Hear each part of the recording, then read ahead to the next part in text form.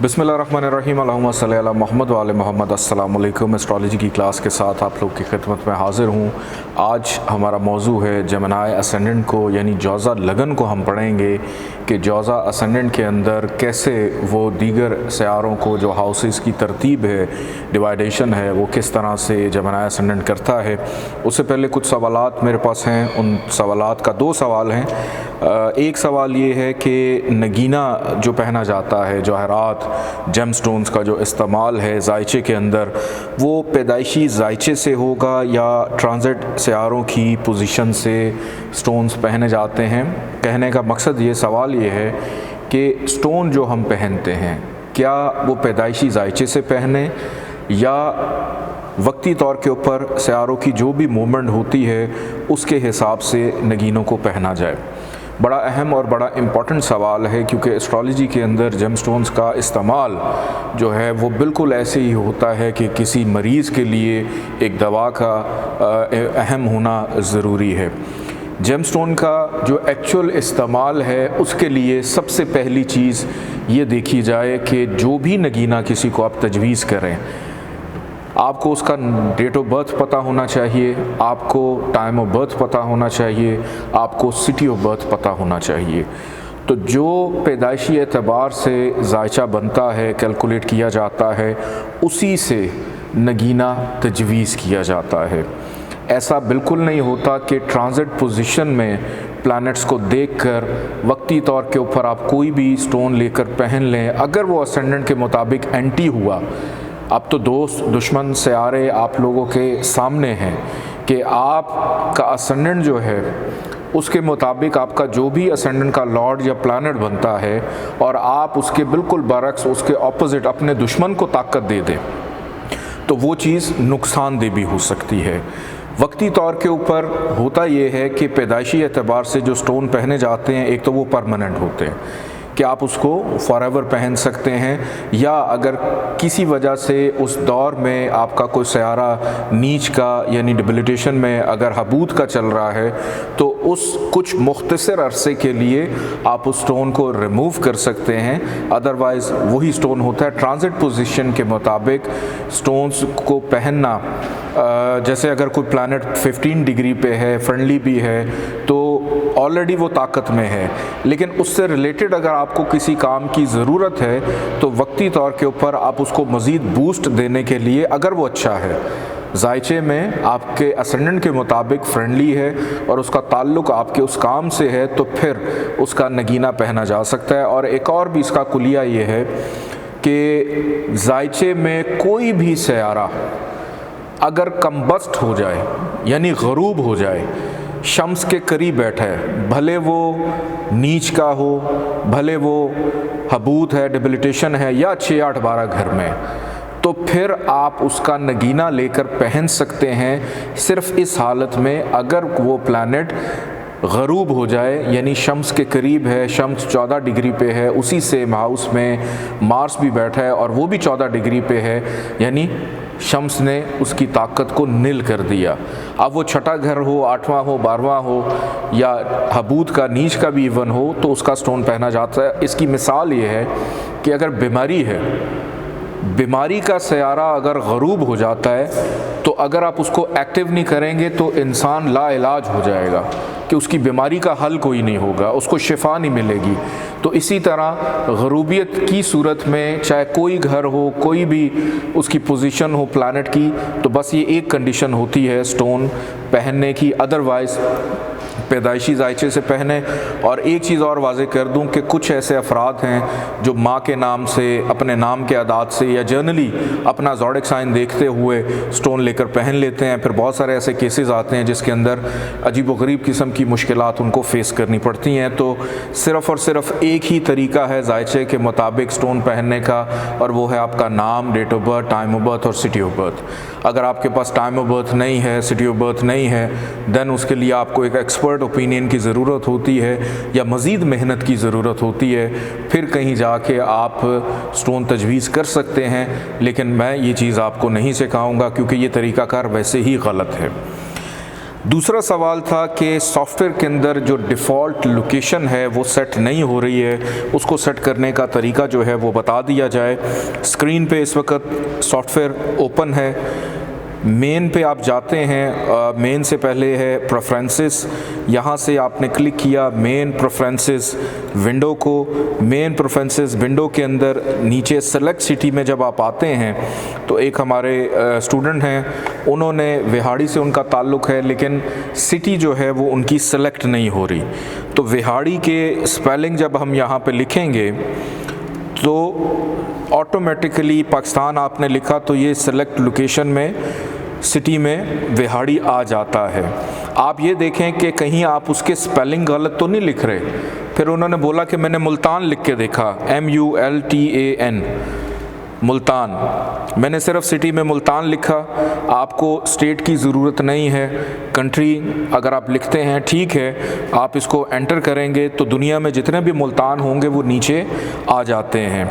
मुल्तान को सिलेक्ट किया तो आपकी बाय डिफ़ॉल्ट लोकेशन जो है वो मुल्तान सेलेक्ट होगी। अब चूँकि हम रावलपिंडी में हैं तो हम अपनी बाय डिफ़ॉल्ट लोकेशन जो है वो रावलपिंडी। स्पेलिंग देखें आपके स्पेलिंग में गलती ना हो, अगर स्पेलिंग में गलती है तो सिर्फ रावलपिंडी लिखना है, उसके आगे आपने पंजाब नहीं लिखना, कुछ लिखने की ज़रूरत नहीं है। तो रावलपिंडी दुनिया में जितने भी हैं उसने सेलेक्ट किया, यहाँ से फिर हम इसको ओके कर देंगे तो ये आपकी बाय डिफ़ॉल्ट लोकेशन जो है वो आपकी आ जाएगी। अब हम अपने लेक्चर की तरफ बढ़ते हैं। हमारा आज का लेक्चर जेमिनी असेंडेंट के हवाले से, इससे पहले हम एरीज़ और टॉरस जो हैं वो उसको पढ़ चुके हैं। हर क्लास में हम दो असेंडेंट्स पढ़ रहे हैं। अभी हम हाउसेस की डिवाइडेशन को देख रहे हैं। इंशाल्लाह ताला जब ये पाइसेस तक असेंडेंट्स सारे मुकम्मल हो जाएंगे हम फिर दोबारा एरीज़ पे आएंगे और उसके बाद एरीज़ असेंडेंट के मुताबिक जो प्लैनेट्स की पोजीशन है कि पहले घर में अगर कोई सियारा है उसके क्या इम्पैक्ट होंगे, दूसरे में है तो क्या इम्पैक्ट होगा, तीसरे में, चौथे में, तमाम 12 घरों के अंदर प्लैनेट्स की जो प्लेसमेंट और मूवमेंट है उसको इंशाल्लाह ताला हम लोग पढ़ेंगे।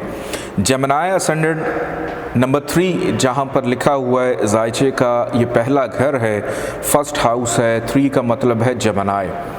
मैं फिर से एक दफ़ा बता दूं, जो पहला घर है वो पहला घर ही होता है।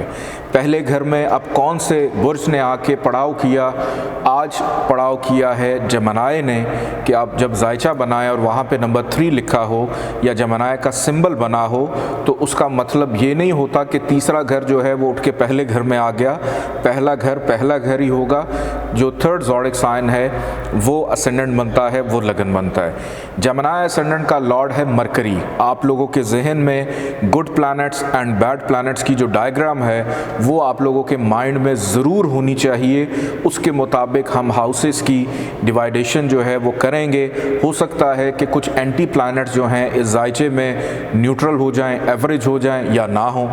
तो इस हवाले से गुड एंड बैड हाउसेस की जो डायग्राम है उसको अपने जहन में और माइंड में ज़रूर रखिएगा।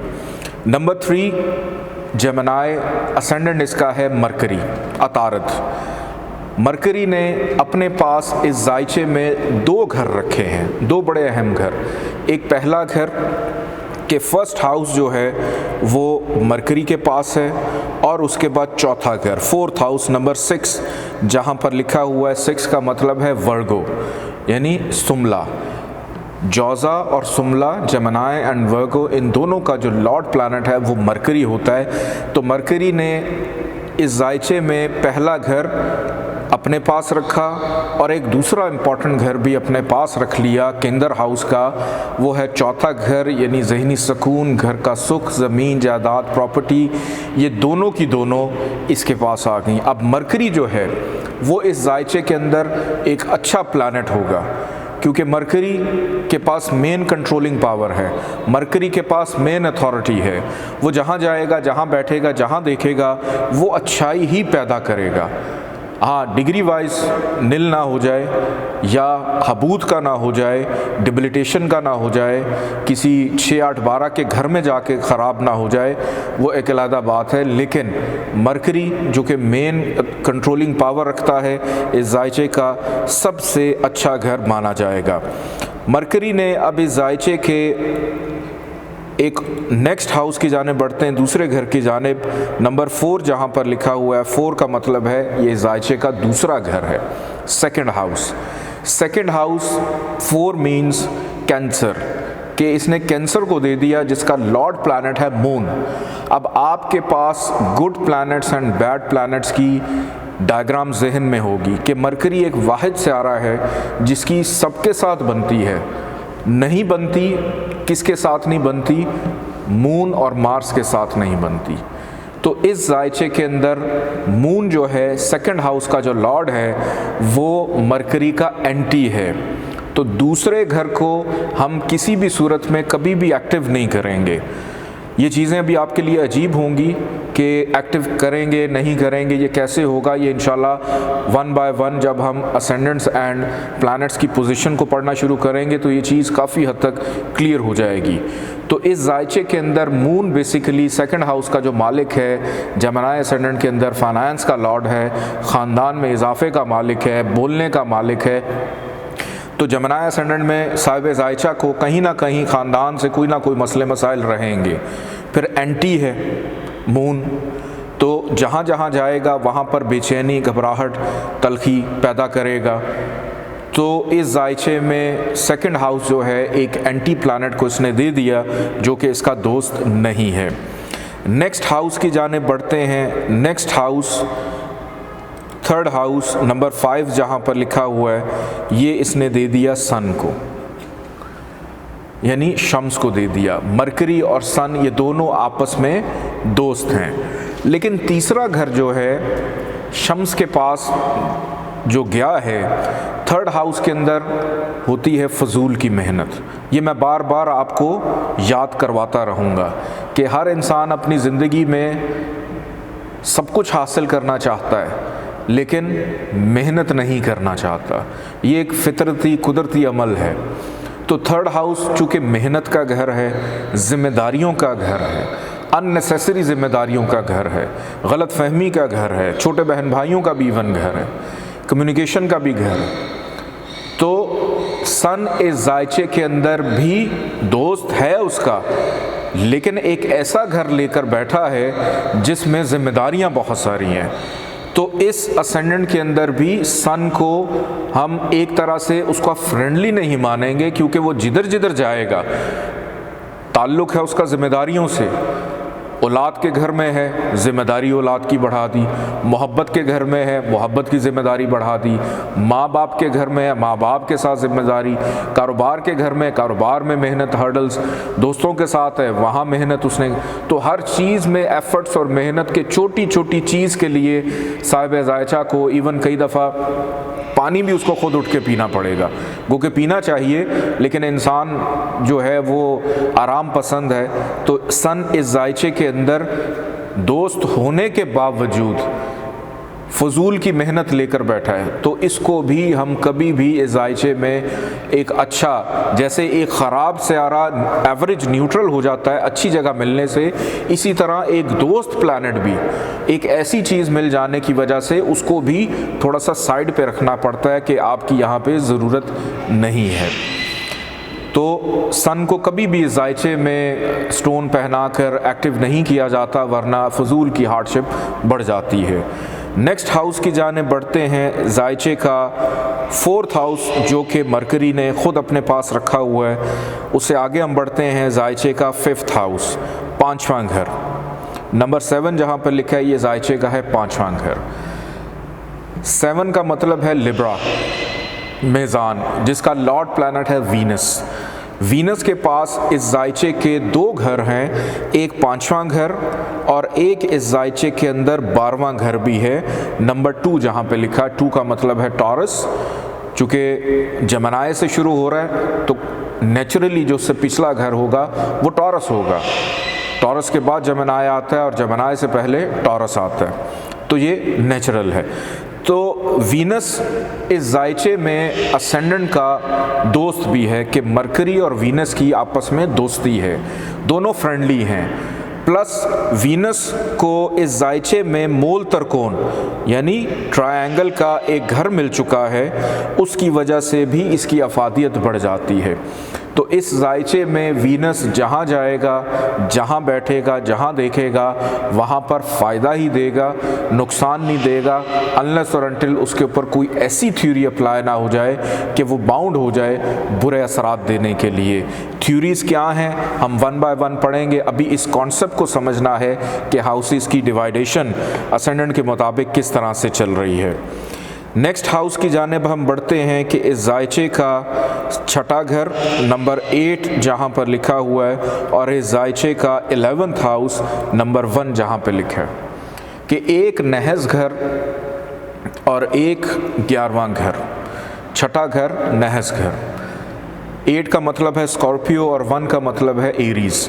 इन दोनों का लॉर्ड प्लैनेट है मार्स। मरकरी की और मार्स की आपस में दोस्ती नहीं है। मरकरी की मून और मार्स इन दोनों से दोस्ती नहीं है, दोनों का एंटी है। तो मार्स इस जायचे के अंदर एक बीमारी का घर लेके बैठा हुआ है और 11th हाउस में छोटी बीमारी है कि बड़ी बीमारी भी छोटी बीमारी दोनों मार्स के पास हैं। तो इस जायचे में मार्स को भी एंटी यानी एक मैलेफिक प्लैनेट तस्वुर किया जाता है जेमिनी असेंडेंट में कि मार्स जहाँ जाएगा, जहाँ बैठेगा, जहाँ देखेगा वहाँ पर ख़राबियाँ ही देगा। लेकिन एक सूरत बन जाती है जहाँ पे एंटी प्लैनेट भी फ़ायदा देता है। वो एक थ्योरी है जिसको हम विपरीत राजयोग कहते हैं। वो विपरीत राजयोग क्या है वो उस वक्त हम पढ़ेंगे जब हम हाउसेस की डिवाइडेशन की तरफ जाएंगे या जब हम योग पढ़ना शुरू करेंगे, तब उसके अंदर मैं आप लोगों को बताऊँगा।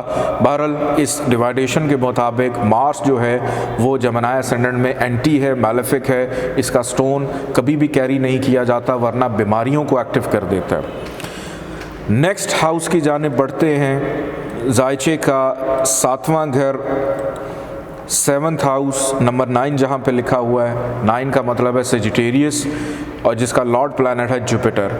जुपिटर के पास भी जायचे में 2 घर हैं, एक 7वां घर और एक है 10वां घर नंबर 12 जहाँ पे लिखा हुआ है। 2 हाउसेस जुपिटर लेकर इस जायचे में बैठा हुआ है। Good planets and bad planets की डायग्राम आपके सामने होगी कि जिसमें मरकरी दोस्त है जुपिटर का कि उसने 2 घर अपने पास रखे हैं और 2 ही अहम केंद्र के हाउस और तात के घर वो उसने दे दिए जुपिटर को। अक्सर कुछ हजरात ये फरमाते हैं कि जुपिटर और मरकरी जो है वो आपस में दोस्त नहीं हैं, ये दोनों एंटी हैं। लेकिन एक चीज़ अगर हम देखें कि मरकरी जो कि अक्ल है और जुपिटर जो है ये इल्म है कि अक्ल इल्म के बग़ैर अधूरी है और इल्म अक्ल के बग़ैर अधूरा, तो ये दोनों कैसे एक दूसरे से जुदा हो सकते हैं। इन दोनों का बड़ा गहरा कनेक्शन है। तो इस जायचे में जुपिटर को भी एक अच्छा प्लैनेट माना जाता है कि वो जहाँ जाएगा, जहाँ बैठेगा, जहाँ देखेगा वहाँ पर अच्छाइयाँ ही देगा, अनलेस और अनटिल किसी नहस घर में ना चला जाए, हबूत का ना हो जाए, डिग्री वाइज नील ना हो जाए तो उस वजह से उसकी पावर जो है वो ख़त्म हो जाए। अदरवाइज़ मरकरी के इस असेंडेंट लॉर्ड के मुताबिक जो जुपिटर है वो एक अच्छा प्लैनेट माना जाता है। नेक्स्ट हाउस की जानिब बढ़ते हैं। जायचे का 8वां घर और जायचे का 9वां घर।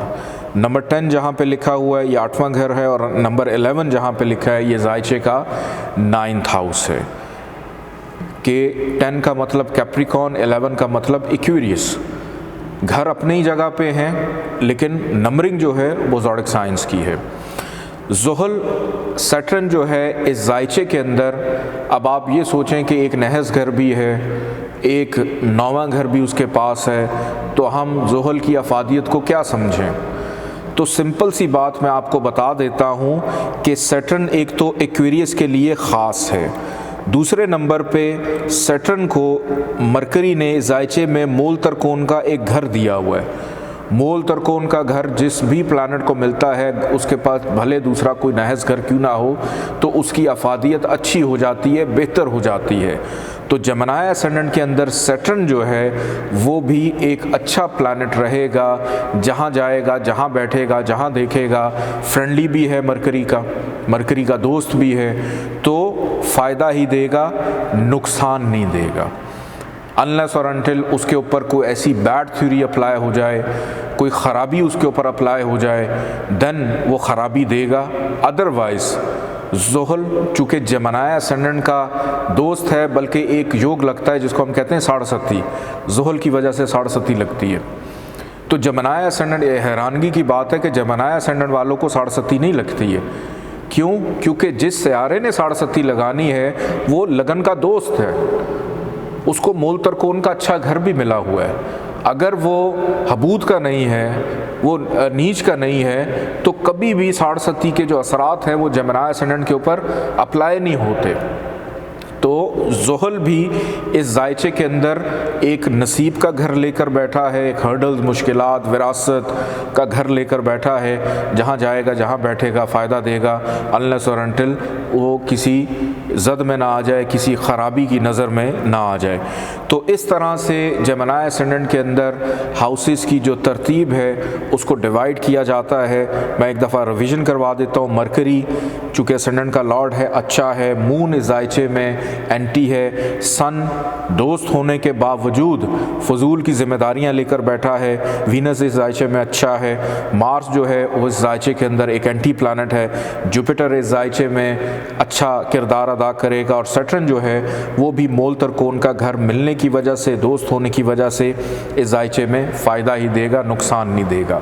अपना बहुत सारा ख्याल रखिएगा। इजाज़त दीजिए। अल्लाह हाफ़िज़।